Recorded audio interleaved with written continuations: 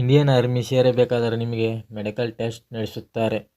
ಪುರುಷರಾಗಲಿ ಮಹಿಳೆಯರಾಗಲಿ medical ಟೆಸ್ಟನ್ನು ನಡೆಸುತ್ತಾರೆ. ನಿಮ್ಮ exam ಮತ್ತು ಫಿಸಿಕಲ್ ಮುಗಿದ ಮೇಲೆ ಮೆಡಿಕಲ್ ಟೆಸ್ಟನ್ನು ಇಟ್ಟುಕೊಂಡಿರುತ್ತಾರೆ. ಮಹಿಳೆಯರ ಮೆಡಿಕಲ್ ಟೆಸ್ಟ್ ಬಗ್ಗೆ ಮನುಷ್ಯರಲ್ಲಿ ಹಲವಾರು ಪ್ರಶ್ನೆಗಳು ಹುಟ್ಟಿಕೊಂಡಿರುತ್ತವೆ. ಇವರ ಮೆಡಿಕಲ್ ಟೆಸ್ಟ್ ಪುರುಷರು ನಡೆಸುತ್ತಾರೆ ಅಥವಾ ಮಹಿಳೆಯರು ನಡೆಸುತ್ತಾರೆ ಅನ್ನೋದು ಕೂಡ ನಿಮ್ಮದೊಂದು ದೊಡ್ಡ ಪ್ರಶ್ನೆಯಾಗಿರುತ್ತದೆ. ಮಹಿಳೆಯರಿಗೆ ಮೊದಲು ನಡೆಸುವ ಟೆಸ್ಟ್ ಪ್ರೆಗ್ನೆನ್ಸಿ ಟೆಸ್ಟನ್ನು ನಡೆಸುತ್ತಾರೆ. ಪ್ರೆಗ್ನೆಂಟಿ ಟೆಸ್ಟ್ ನಡೆಸಿ ಆಮೇಲೆ ಯೂರಿನ್ ಟೆಸ್ಟ್ ನಡೆಸಿ ಇದರಲ್ಲಿ ಮಹಿಳೆಯರು ಪ್ರೆಗ್ನೆಂಟ್ ಅಂತ ಗೊತ್ತಾದರೆ ಅವರನ್ನು ಡಿಸ್ಕ್ವಾಲಿಫೈ ಮಾಡುತ್ತಾರೆ. ಇವರಿಗೆ ರೀಸನ್ ಲೆಟರ್ ಕೊಟ್ಟು ಮನೆಗೆ ಕಳಿಸುತ್ತಾರೆ. ಮುಂದಿನ ಹಂತಕ್ಕೆ ಆಯ್ಕೆ ಮಾಡಿಕೊಳ್ಳುವುದಿಲ್ಲ. ಇದಾದ ಮೇಲೆ ನೆಕ್ಸ್ಟ್ ಬ್ರೆಸ್ಟ್ ಟೆಸ್ಟನ್ನು ಮಾಡುತ್ತಾರೆ. ಈ ಟೆಸ್ಟ್ ಮಾಡಲು ಕಾರಣ ನಿಮ್ಮ ಸ್ತನಗಳು ಆರೋಗ್ಯವಾಗಿ ಇದ್ದಾವಿಲ್ಲ ಅನ್ನೋದು ಕೂಡ ಚೆಕ್ ಮಾಡುತ್ತಾರೆ. ನಿಮ್ಮ ಸ್ತನಗಳನ್ನು ಸೂಕ್ಷ್ಮವಾಗಿ ಚೆಕ್ ಮಾಡುತ್ತಾರೆ. ಕ್ಯಾನ್ಸರ್ ಕಾಯಿಲೆ ಇದೆಯಾ ಅಂತ ಕೂಡ ಚೆಕ್ ಮಾಡುತ್ತಾರೆ. ನಿಮ್ಮ ಸ್ತನಗಳು ನಾರ್ಮಲ್ ಗಾತ್ರಕ್ಕಿಂತ ಹೆಚ್ಚಿನ ಗಾತ್ರವನ್ನು ಹೊಂದಿದ್ದರೆ ನಿಮ್ಮನ್ನು ಕ್ಯಾನ್ಸಲ್ ಮಾಡುವ ಸಾಧ್ಯತೆ ಕೂಡ ಇರುತ್ತದೆ. ಯಾಕೆ ತೆಗೆಯುತ್ತಾರೆ ಗೊತ್ತಾ? ನೀವು ನಡೆಯುವಾಗ, ಓಡುವಾಗ, ಇನ್ನಿತರೆ ಫಿಸಿಕಲ್ ಆಕ್ಟಿವಿಟಿಗಳನ್ನು ಮಾಡಲು ತೊಂದರೆಯಾಗುತ್ತದೆ. ಸಣ್ಣ ಗಾತ್ರದ ಸ್ತನಗಳನ್ನು ಹೊಂದಿದವರು ಫಿಸಿಕಲಿ ಆಕ್ಟಿವ್ ಆಗಿ ಇರುತ್ತಾರೆ. ಈ ಕಾರಣಕ್ಕಾಗಿ ದೊಡ್ಡ ಗಾತ್ರದ ಸ್ತನಗಳನ್ನು ಹೊಂದಿರುವವರನ್ನು ರಿಜೆಕ್ಟ್ ಮಾಡುತ್ತಾರೆ. ಇದಾದ ಮೇಲೆ ಪೈಲ್ ಟೆಸ್ಟನ್ನು ಮಾಡುತ್ತಾರೆ. ಪೈಲ್ ಟೆಸ್ಟು ಅಲ್ಲಿ ಮಹಿಳೆಯರಿಗೆ ಬಾಗಿ ನಿಲ್ಲಲು ಹೇಳುತ್ತಾರೆ. ಸ್ವಲ್ಪ ಸಮಯದ ತನಕ ಬಾಗಿ ನಿಲ್ಲಲು ಹೇಳಿ ಇದರ ಜೊತೆಯಲ್ಲೇ ಪ್ರೈವೇಟ್ ಪಾರ್ಟನ್ನು ಚೆಕ್ ಮಾಡುತ್ತಾರೆ. ಇದರ ಮುಂದಿನ ಟೆಸ್ಟ್ ಬಗ್ಗೆ ಜನರಲ್ಲಿ ತಪ್ಪು ವಿಚಾರಗಳು ಇವೆ.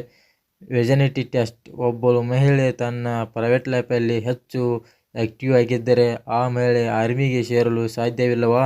ಇದರ ಬಗ್ಗೆ ಹೇಳುವುದಾದರೆ ವಿರ್ಜಿನಿಟಿ ಟೆಸ್ಟ್ ಸಂಬಂಧಿಸಿದ ಯಾವುದೇ ಟೆಸ್ಟ್ಗಳನ್ನು ಮಾಡಲಾಗುವುದಿಲ್ಲ. ಆದರೆ ಬೇರೆ ದೇಶಗಳಲ್ಲಿ ಟೆಸ್ಟ್ ಮಾಡಲಾಗುತ್ತಿತ್ತು. ಇವಾಗ ಅದನ್ನು ಕೂಡ ಕ್ಯಾನ್ಸಲ್ ಮಾಡಲಾಗಿದೆ. ವಿರ್ಜಿನಿಟಿ ಟೆಸ್ಟ್ ಅನ್ನು ಅಂದಾಜು ಮಾಡಿ ಹೇಳುವುದು ಅಷ್ಟೇ, ಬೇರೆ ತರಹದ ನಿಯಮಗಳನ್ನು ಹೊಂದಿಲ್ಲ.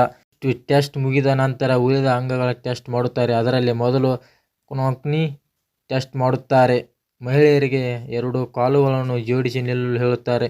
2 ಮೊಣಕಾಲುಗಳು ಕೂಡಿದರೆ ಅವರನ್ನು ರಿಜೆಕ್ಟ್ ಮಾಡುತ್ತಾರೆ. ಆಮೇಲೆ ಫ್ಲಾಟ್ ಫುಟ್ ಚೆಕ್ ಮಾಡುತ್ತಾರೆ. ಪಾದಗಳು ನೆಲಕ್ಕೆ ಸಮನಾಗಿದ್ದರೆ ಅವರನ್ನು ರಿಜೆಕ್ಟ್ ಮಾಡುತ್ತಾರೆ. ಪಾದಗಳು ನಾರ್ಮಲ್ ಆಗಿ ಇರಬೇಕು. ಇದಾದ ಮೇಲೆ ಸುಟ್ಟ ಗಾಯಗಳನ್ನು ನೋಡುತ್ತಾರೆ. ಆಪರೇಷನ್ ಆಗಿದೆಯಾ ಅಂತ ಕೂಡ ಚೆಕ್ ಮಾಡುತ್ತಾರೆ.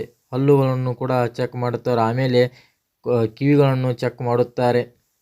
ಆಮೇಲೆ ಕೊನೆಯದಾಗಿ ಕಣ್ಣುಗಳನ್ನು ಚೆಕ್ ಮಾಡುತ್ತಾರೆ. ಕಲರ್ ಬ್ಲೈಂಡ್ನೆಸ್ ಚೆಕ್ ಮಾಡುತ್ತಾರೆ. ಕಲರ್ ಬ್ಲೈಂಡ್ನೆಸ್ ಸಮಸ್ಯೆಗಳು ಇದ್ದವರು ಅಕ್ಷರಗಳನ್ನು ಓದಲು ಆಗುವುದಿಲ್ಲ. ಕಣ್ಣಿನಲ್ಲಿ ಮಾರ್ಕ್ ಇದೆಯಾ ಅಂತ ಕೂಡ ಚೆಕ್ ಮಾಡುತ್ತಾರೆ. ಇಷ್ಟೆಲ್ಲ ನೋಡಿದ ಮೇಲೆ ನಿಮಗೆ ಕೊನೆಯದಾಗಿ ಒಂದು ಪ್ರಶ್ನೆ ಕೂಡ ಉಳಿದುಕೊಂಡಿರುತ್ತದೆ. ಇದನ್ನೆಲ್ಲ ಮಹಿಳೆಯರು ಚೆಕ್ ಮಾಡುತ್ತಾರ ಅಥವಾ ಪುರುಷರು ಚೆಕ್ ಮಾಡುತ್ತಾರ ಅನ್ನೋದು ಕೂಡ ನಿಮಗೆ ಪ್ರಶ್ನೆ ಉಳಿದುಕೊಂಡಿರ್ತಾರೆ. ಇದನ್ನು ಮೊದಲು ಪುರುಷರೇ ಚೆಕ್ ಮಾಡುತ್ತಿದ್ದರು. ಪ್ರೈವೇಟ್ ಪಾರ್ಟ್ಸಿಂದ ಹಿಡಿದು ಎಲ್ಲ ಪಾರ್ಟ್ಸ್ಗಳನ್ನು ಕೂಡ ಪುರುಷರೇ ಚೆಕ್ ಮಾಡುತ್ತಿದ್ದರು.